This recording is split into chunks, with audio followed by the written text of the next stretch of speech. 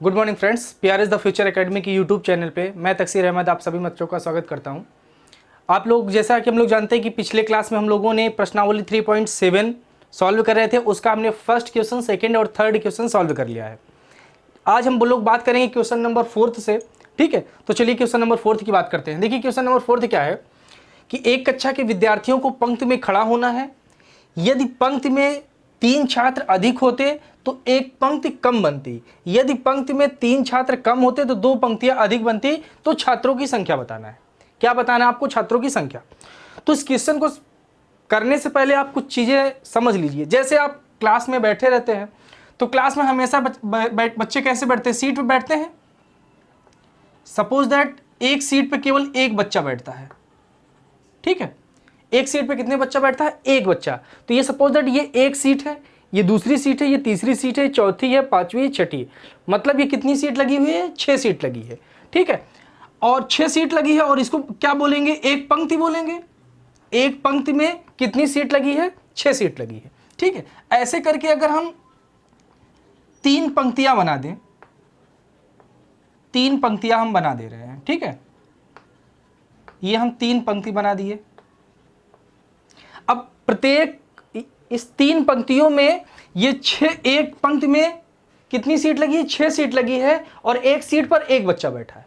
मतलब यहां पर कोई एक बैठा है, यहां पे कोई एक, यहां पे कोई, ऐसे बैठे हुए हैं। 3 पंक्ति 6 सीट। अब हम 2 बच्चे हैं, उनसे हम बोलते हैं कि बच्चों ये बताओ कि इस क्लासरूम में टोटल कितने बच्चे बैठे हुए हैं। तो अगर एक नाम हम ले लें राम भैया, इन राम से कहें कि बताइए आप किस कक्षा में कितने बच्चे बैठे हैं। तो राम जी जाएंगे, ये गिनती स्टार्ट करेंगे, 1 2 3 4 5 6 7 8 9 10 11 12 13 14 15 16 17 18 और बताएंगे सर 18 बच्चे बैठे हैं। फिर दूसरे भाई हमारे श्याम हैं, इनसे हम कहेंगे कि भाई साहब आप गिनिए। तो ये थोड़ा स्मार्ट है। ये करेंगे कैसे कि ये पहले तो गिन लेंगे कि एक पंक्ति में कितने बच्चे बैठे हैं। तो 1 2 3 4 5 6 बच्चे बैठे हैं। अब इनको पता चल गया कि एक पंक्ति में 6 बच्चे बैठे हैं और टोटल पंक्तियां कितनी हैं? 3 पंक्तियां। तो ये करेंगे क्या? एक पंक्ति में 6 बच्चे, तो 3 पंक्तियां हैं, मल्टीप्लाई करके तुरंत बता देंगे सर 18। इनको देखिए पूरा गिनने की जरूरत नहीं पड़ी। अब जबकि राम थे वो उन्होंने एक एक गिना, जबकि श्याम ने क्या किया था? गिना नहीं। इन्होंने क्या किया? पंक्ति को मल्टीप्लाई कर दिया, कुल पंक्तियों की संख्या को। जो एक पंक्तियों में जितने विद्यार्थी बैठे, तो एक पंक्ति में कितने विद्यार्थी बैठे थे?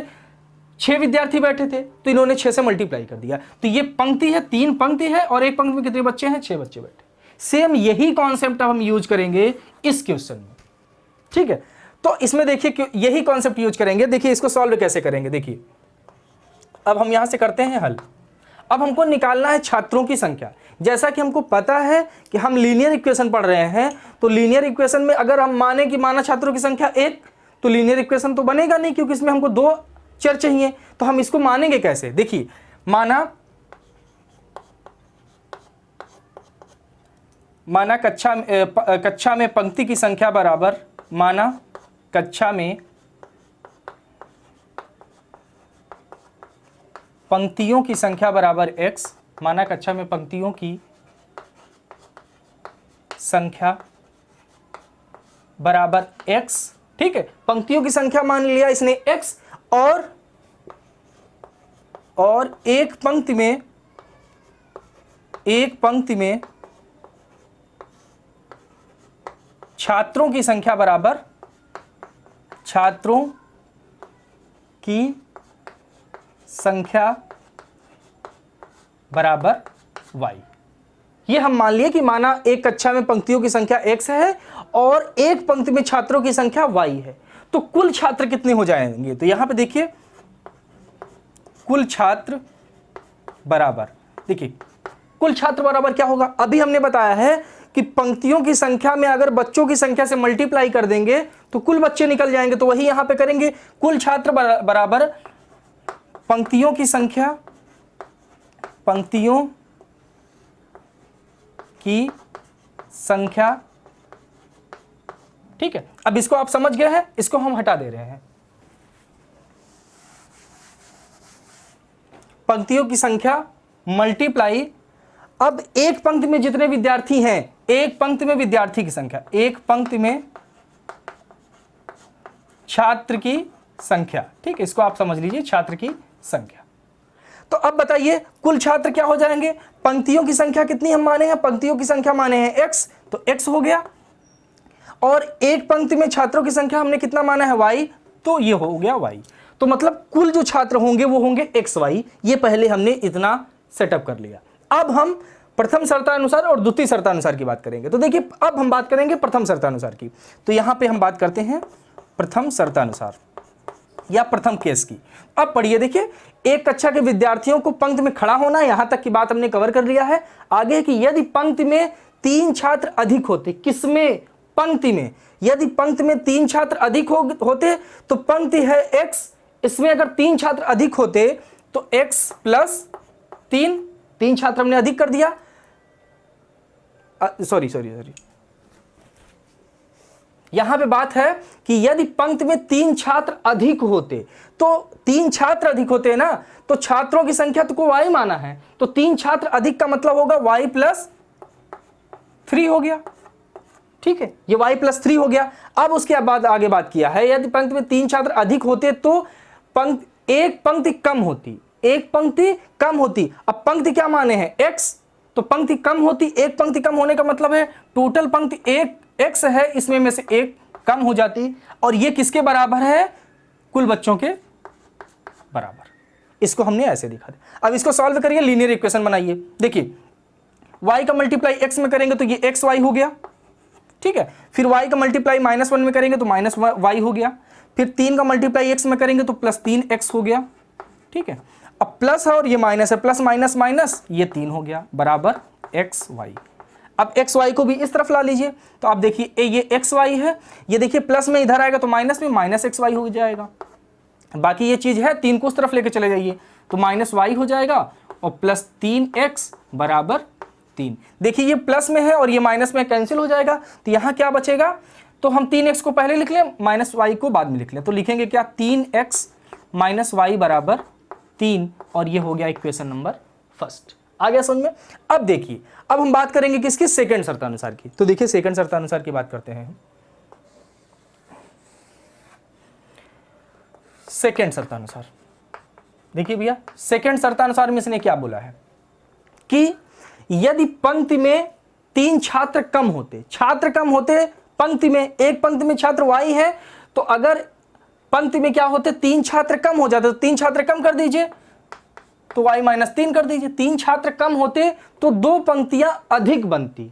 अगर एक पंक्ति में 3 छात्र हम कम कर दें तो 2 पंक्तियां क्या बनेंगी, ज्यादा बन जाएंगी, तो x प्लस 2 बराबर ये किसके है, टोटल बच्चों की संख्या कितनी है xy। बस इसी को सॉल्व करेंगे, एक और लीनियर इक्वेशन मिलेगा। इसको सॉल्व करें, x और y का मल्टीप्लाई xy, ठीक है, y का मल्टीप्लाई 2 में करेंगे तो 2y, फिर -3x हो जाएगा और प्लस -3 2 जा 6, और इसको भी इस तरफ लाएंगे तो ये -xy हो जाएगा बराबर 0।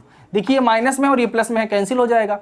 अब इसको सही से अरेंज कर लीजिए, -3x प्लस 2y बराबर क्या हो जाएगा, 6 हो जाएगा। इसको आप इक्वेशन नंबर सेकंड मान लीजिए। अब इक्वेशन फर्स्ट और सेकंड को ध्यान से देखिए, तो x वाले टर्म जो है वो बराबर है। जब x वाले टर्म बराबर है तो इसको बराबर करके कट कर दीजिए, तो इसके नीचे लिख दीजिए आप 3x -y बराबर क्या यहां पे दिया है, 3 दिया है, 3 लिख दीजिए बराबर 3 है। अब क्या करेंगे, आपको साइन चेंज करने की जरूरत है नहीं क्योंकि ये कैंसिल हो जाएगा, ठीक है। अब ये 2y है, 2y में से एक y निकल जाएगा तो केवल y बचेगा, तो y बराबर कितना हो जाएगा, देखिए 6 और 3 कितना हो जाएगा भैया, 9 हो जाएगा, ठीक है। तो y का मान कितना आ गया, 9 हो गया। अब y बराबर 9 है, इसका मतलब है कि एक पंक्ति में जो छात्र हैं वो कितने हैं, 9। अभी हमने जो स्ट्रक्चर बनाया तो उसमें कितने छात्रों को बैठाया था, 6 छात्रों को, लेकिन अब इस क्वेश्चन में क्या है कि एक पंक्ति में कितने छात्र बैठेंगे, 9। तो अब y का मान निकल गया, तो y का मान निकल गया, तो y का मान उठाकर समीकरण नंबर 1 में रख देंगे तो x का मान निकल जाएगा। तो यही करिए, y का मान समीकरण 1 में रखने पर, y का मान समीकरण 1 में रखने पर, ठीक है, रख दीजिए भैया। समीकरण 1 क्या है आपका, समीकरण 1 है 3x -y बराबर 3, तो ये लिखिए 3x -y बराबर 3। अब यहाँ पे y की जगह पे 9 रख दीजिए आप, तो ये 3x होगा और -9 बराबर आपका 3 हो गया। 9 को उस तरफ ले जाएंगे तो माइनस में, उधर जाएगा तो प्लस में, तो 3x बराबर क्या हो जाएगा 3 और प्लस 9 जुड़ के 12 हो जाएगा। 3 को उस तरफ ले जाइए, x बराबर 9 और 3 कितना हो जाएगा 12 और 3 डिवाइड में जाएगा, तो 3 से इसको काटेंगे तो कितना आएगा 4, तो x बराबर कितना हो गया 4।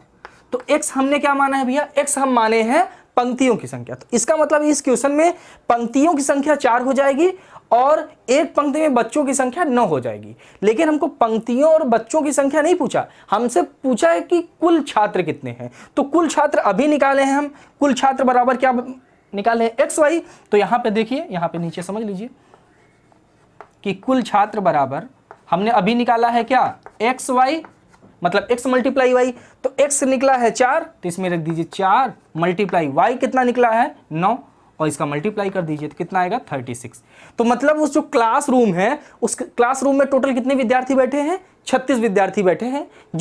मतलब जो इनके बैठने का ढंग है उसमें y बराबर 9, मतलब एक पंक्ति में 9 बच्चे बैठे हैं और टोटल पंक्तियों की संख्या कितनी है 4।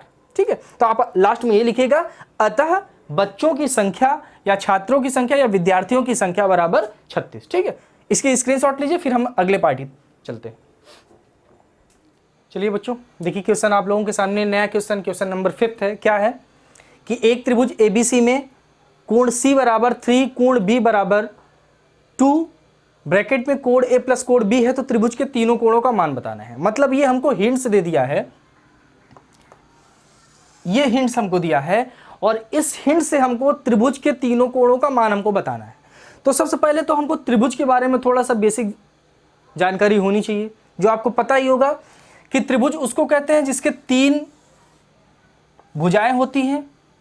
ठीक है, और इसके 3 भुजाओं के साथ साथ इसके क्या होते हैं 3 कोण होते हैं। और अगर इन तीनों कोणों को हम प्लस करें, अगर इसको हम मान लें कोण A, इसको मान लें हम कोण B और इसको मान लें हम कोण C, तो अगर इनके तीनों कोणों को हम प्लस करें तो कोण A प्लस कोण B प्लस कोण C बराबर कितना होता है 180 डिग्री। बस यही हिंट लेकर हमको सॉल्व करना है कि जो त्रिभुज होता है, त्रिभुज के तीनों अंतःकोणों का मान कितना होता है 180 डिग्री। बस इसके आगे हमको यहां पे सॉल्व करना है, तो इसको हम हटा दे रहे हैं। ठीक है, देखिए यहां पे हल पे हम कैसे करेंगे, हम जानते हैं कि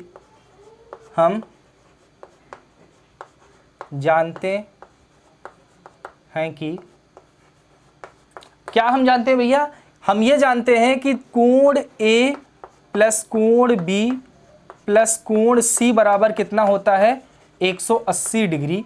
ये त्रिभुज के तीनों अंतःकोणों का मान है। ठीक है, अब यहां से देखिए क्या है, दिमाग थोड़ा लगाइए। यहां पे आप देखिए A प्लस B साथ में है, A प्लस B साथ में है, तो क्या करिए A प्लस B को साथ में करिए, C को उस तरफ लेके जाइए। ठीक है, तो हम यही करेंगे। तो कोण A प्लस कोण B बराबर हम कर रहे हैं 180 माइनस कोण C को उस तरफ हम लेके चलेंगे। अब इसको मान लीजिए आप इक्वेशन नंबर 1। अब यही हिंट्स उठाइए, देखिए कोण C इसके भी बराबर है, कोण C इसके भी बराबर है। तो अभी हम इसकी, क्योंकि इससे हमको कोई बेनिफिट होने वाला नहीं है, इसलिए हम कोण C बराबर इसको लेते हैं, क्योंकि बराबर है तो ले सकते हैं। अब इसको हम इक्वेशन नंबर 1 मानकर छोड़ देंगे, उसके बाद हम इसको उठाएंगे कोण C, ये इसको लिखेंगे यहाँ पे दिया है, यहाँ पे लिखेंगे दिया है, क्या दिया है भाई, कोण C बराबर, ये कोण C इसके बराबर है तो लिख देंगे 2 ब्रैकेट में कोण A प्लस कोण B के, ये इसके बराबर है। मतलब यहां पर आप दिमाग लगाइए कि जो कोण A प्लस कोण B, हमने बताया था कोण A और B की वैल्यू हमने निकाल लिया।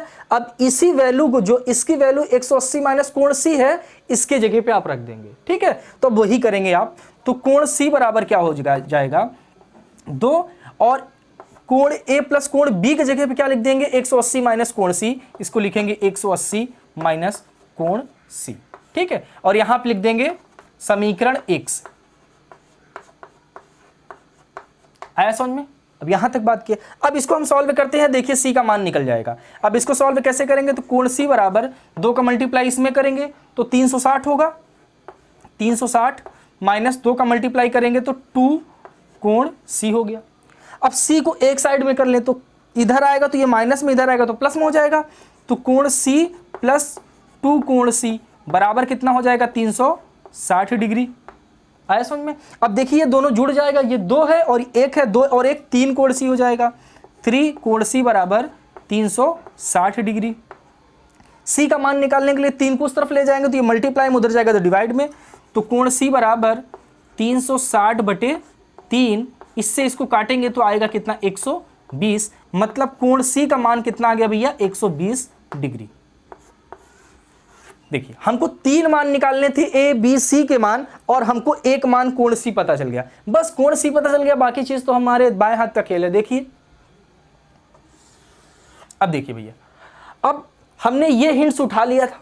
अब अगर इन दोनों को साथ में ले लें, देखिए अगर इसको ले लें कोण सी बराबर 3 कोण बी का, तो अब बी का मान निकल जाएगा। क्यों बी का मान निकल जाएगा कि कोण सी का मान पता है, तो सी की जगह पे कितना रख दीजिए 120 डिग्री बराबर कितना 3 कोण बी। कोण बी का मान निकालने के लिए इसको इस तरफ लाएंगे तो मल्टीप्लाई में, इधर आएगा तो डिवाइड में। तो 120/3 बराबर कोण बी। इसको काटेंगे तो कितनी बार जाएगा भाई 4 बार जाएगा, तो इसका मतलब 40 हो गया। तो कोण बी का मान कितना आ गया 40 हो गया। ठीक है, अब हमको ये पहला हम जानते हैं कि तीनों कोणों का मान 180 डिग्री होता है, और 2 कोण हमको पता चल गए हैं, तो तीसरा कोण इसमें रख के निकाल सकते हैं। तो वही करेंगे, कोण ए प्लस कोण बी प्लस कोण सी बराबर 180 डिग्री। अब कोण ए निकला नहीं है, कोण बी और कोण सी पता है हमको, तो रख दीजिए उनकी वैल्यू। तो कोण ए बराबर प्लस कोण बी का मान कितना निकाले हैं 40 डिग्री हमने निकाला है, और कोण सी का मान कितना हमने निकाले हैं 120 डिग्री निकाला है। ठीक है, ये टोटल कितना होता है 180 डिग्री। अब इसका देखिए कोण ए बराबर, इन दोनों को ऐड कर दीजिए, 120 और 40 कितना होगा 160 होगा। 160 डिग्री बराबर 180। ठीक है, अब कोण ए का मान निकालने के लिए 160 को उस तरफ ले जाएंगे, तो कोण ए बराबर 180 माइनस 160। ठीक है, माइनस कर दीजिए, तो कोण ए बराबर कितना हो जाएगा 20 डिग्री।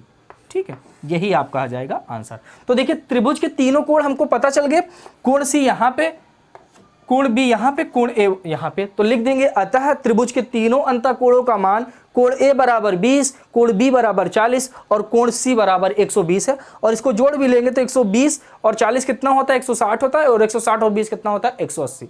ठीक है, तो आसान क्वेश्चन है, लेकिन ध्यान में रखिएगा हिंट्स को, कि पहले आप इसको और इसको लेकर सॉल्व करेंगे, बाद में इसको लेकर सॉल्व करेंगे। ठीक है, स्क्रीनशॉट ले लीजिए, फिर हम अगले पार्ट में चलते हैं।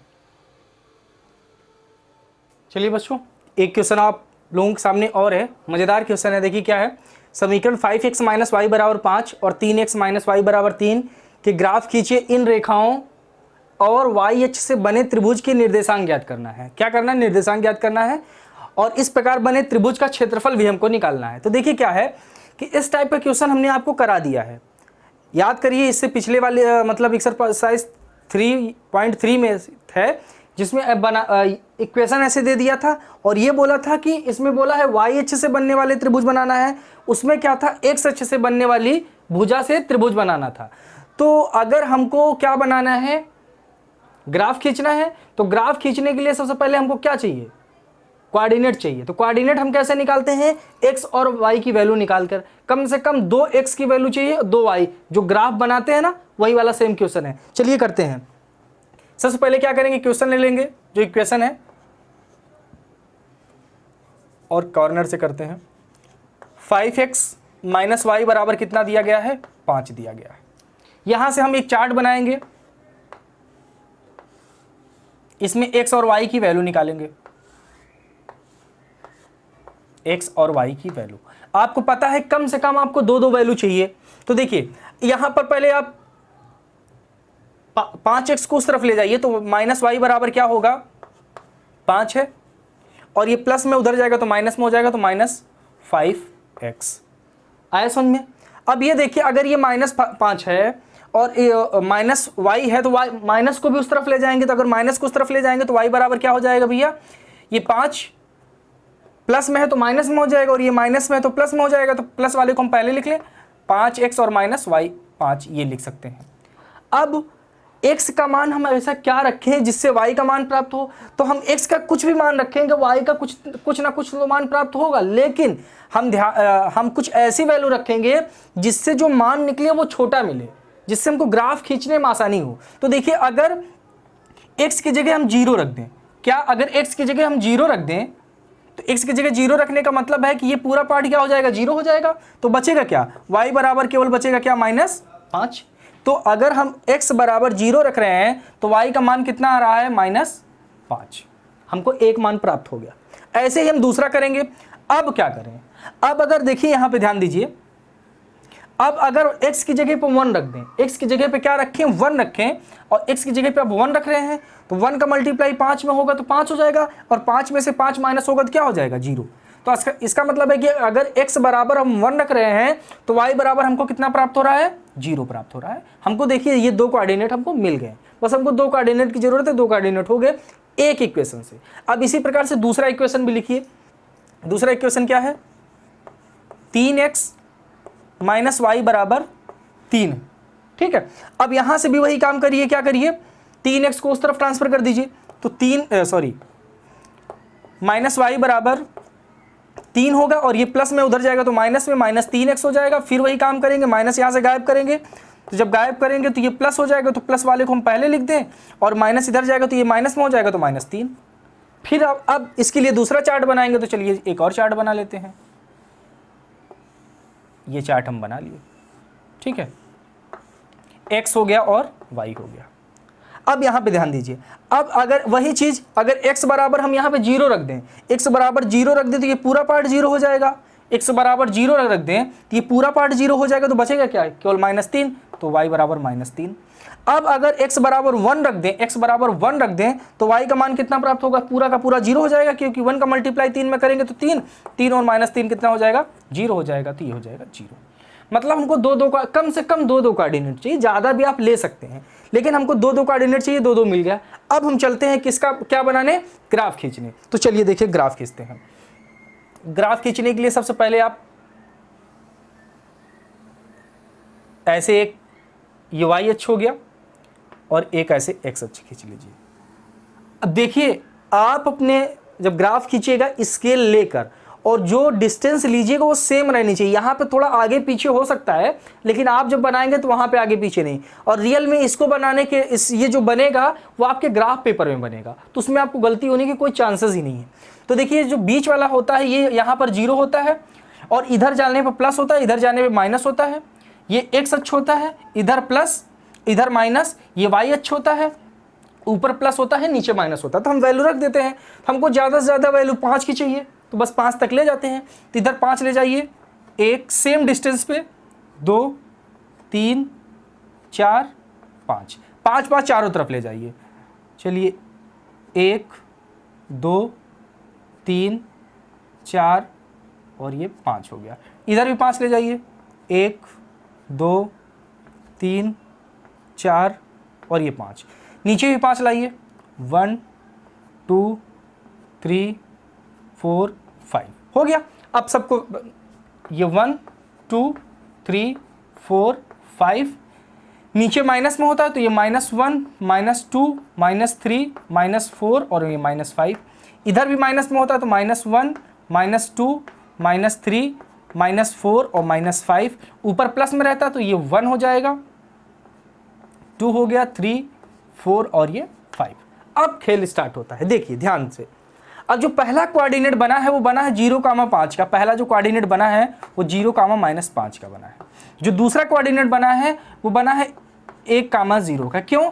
क्योंकि जो पहला होता है x, दूसरा क्या होता है y, x, y होता है। तो जो पहला है वो x का मान है, जो दूसरा है वो y का मान। सेम हमने ऐसे लिख दिया। अब देखिए, अब हमको जाना है पहले x पे 0 जाना है, तो x पे 0 का मतलब यहाँ पे, ठीक है, यहाँ पहुँच गए। अब y पे कितना जाना है, y पे -5 जाना है, तो y पे -5 जाइए। y अच्छा मतलब ये हुआ, और -5 का मतलब नीचे जाएगा, तो ये कहाँ पॉइंट मिल गया, ये पॉइंट मिल गया, ठीक है। तो x या ये वाला पॉइंट मिला है। x अक्ष पे हम कुछ नहीं जा रहे हैं कि 0 पे है, और y अक्ष पे कितना जा रहे हैं, 5 पे जा रहे हैं। तो जो पहला पॉइंट मिला है ये वाला पॉइंट मिला है, 0,5 से ये मिला है।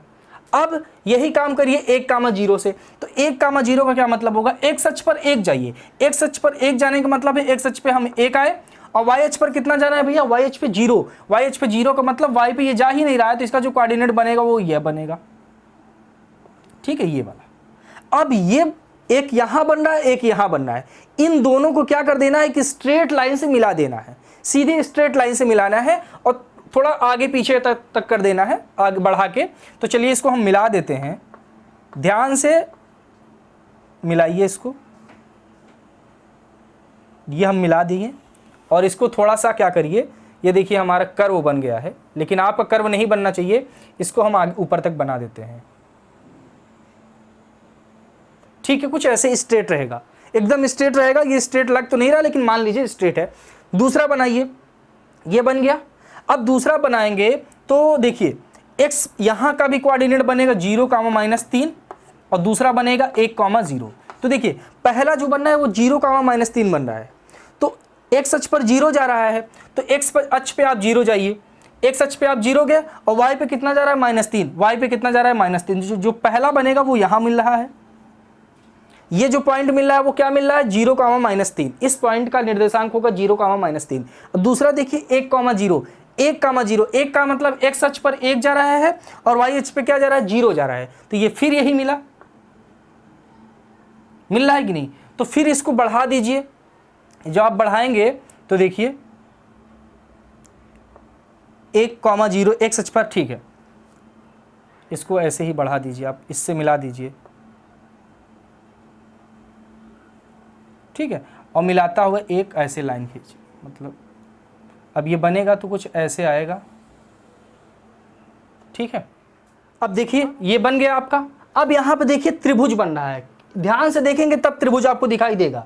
हमने बोला था ये दोनों लाइन और किससे, इन दोनों लाइन की इक्वेशन से, और किससे बनाना है, y अक्ष से बनाना है। देखिए आपको ध्यान, अगर y अक्ष ये है आपका, यहाँ पे ये भी y अक्ष है, लेकिन यहाँ पे तो कुछ कट नहीं रहा है, तो यहाँ पे त्रिभुज तो बनेगा नहीं, बनेगा त्रिभुज तो नीचे बनेगा। तो देखिए कैसे, दो इक्वेशन बना है, एक ये लाइन है तुम्हारी, तो देखिए एक लाइन ये यहाँ पर आई है, ये जाकर यहाँ पे खत्म हो रही है, दूसरी लाइन ये आई है, ये जाकर यहाँ पे खत्म हो रही है। तो आप ध्यान से देखिए, तो आपको एक लाइन ऐसे दिख रही है, जो ये लाइन है, जो यहाँ तक आई है, 5 तक आई है, वो ये लाइन है, और यहीं से देखिए एक लाइन जो दिख रही है जो 3 तक आई है, यहीं से एक लाइन दिख रही है जो कहाँ तक आई है, 3 तक आई है, और एक लाइन आप ध्यान से देखिए जो यहाँ से चलकर यहाँ तक आई है, सपोज दैट ये यहाँ बढ़ाए हैं हम, इसको चलकर ये ऐसे मिला रही है।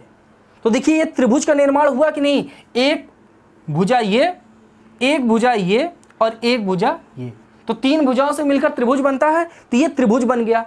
आपको ये थोड़ा सा यहाँ पे दिखने में तकलीफ हो सकती है, लेकिन आप जब कॉपी में बनाएंगे एकदम आपको साफ दिखेगा, दोनों भुजाओं और ये y अक्ष से। साफ साफ इसलिए भी बोला है कि इन दोनों से और y अक्ष से बने, तो y अक्ष ये वाला है, y अक्ष वाला भुजा ये है, और ये दोनों हैं। अब इनका निर्देशांक हमको बताना है, तो चलिए निर्देशांक की बात करते हैं। हमको 3 पॉइंट मिल गया, एक पॉइंट यहाँ है, ये वाला बिंदु, एक बिंदु यहाँ है, ये वाला बिंदु, एक बिंदु यहाँ है, ये वाला बिंदु। इन्हीं तीनों के निर्देशांक हमको बताने हैं। तो चलिए देखिए इसका निर्देशांक, देखिए इसका निर्देशांक क्या होगा भैया, x अक्ष पर ये कितना है, x अक्ष पर कुछ नहीं है, तो x अक्ष पर कितना है, 1 है, तो x अक्ष पर कितना है, ये 1 है, और y अक्ष पर कितना है, y अक्ष पर ये गया ही नहीं है, तो y अक्ष पर 0 है। जो पहला कोऑर्डिनेट आया वो 1,0 आया। अब इसका देखिए, ये जो है x अक्ष पर कुछ नहीं गया है, ये x अक्ष पर कुछ नहीं गया है, तो मतलब 0 है, और y अक्ष पर कितना गया है, -3 है, तो इसका निर्देशांक हो जाएगा -3, 0, -3। अब नीचे वाले को देखिए, यहाँ वाला, ये देखिए इसका है, ये x अक्ष पर कितना गया है, कुछ नहीं गया, तो x अक्ष पर 0 हो जाएगा, y अक्ष पर कितना है, 5 है, तो y अक्ष पर -5 हो जाएगा। ये त्रिभुज के निर्देशांक मिल गए हैं आपको, ठीक है। यहां तक क्वेश्चन आप देखिए, यहां तक हमने सॉल्व कर लिया है कि इस त्रिभुज का निर्देशांक हमने ज्ञात कर लिया है। अब इसके साथ साथ इसने एक और चीज जोड़ दिया है कि इस प्रकार बने त्रिभुज के क्षेत्रफल का परिकलन करना है। अब ये जो त्रिभुज बन रहा है, ये वाला जो हमने कट करके इतना बना दिया है, ये जो त्रिभुज बन रहा है, इस त्रिभुज का आपको क्षेत्रफल निकालना है। तो इसके लिए फार्मूला एक होता है, आप इसको स्क्रीनशॉट ले लीजिए क्योंकि वो लेंदी थोड़ा सा, उसको भी बड़ा लगेगा, तो पहले आप इसको अच्छे से स्क्रीनशॉट ले लीजिए, फिर हम उसके बाद आगे करते हैं। चलिए बच्चों, अब इस क्वेश्चन का देखिए यहाँ तक हम लोगों ने सॉल्व कर लिया है।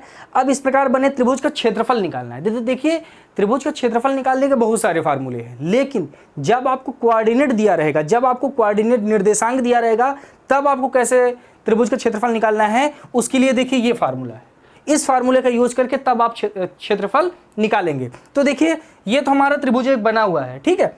इसको अगर इस कोऑर्डिनेट को हम एक आसान सा त्रिभुज अगर बना लें और इसमें रख दें, इसको मान लें यहाँ पे है 1,0 है, इसको मान लें यहाँ पे है 0,-3 है, इसको यहाँ मान लें 0,-5 है, ठीक है।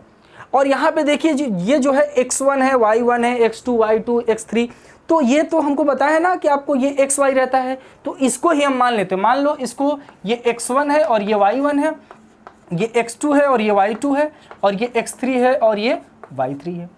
अब इन्हीं की वैल्यू किसमें रख दो, सॉल्व कर देंगे, आंसर आ जाएगा। देखिए ये 1/2 है, इसको 1/2 करिए, ब्रैकेट में x1 है, x1 का मान यहाँ पे देखिए कितना है, x1 बराबर 1 है तो 1 रख दीजिए।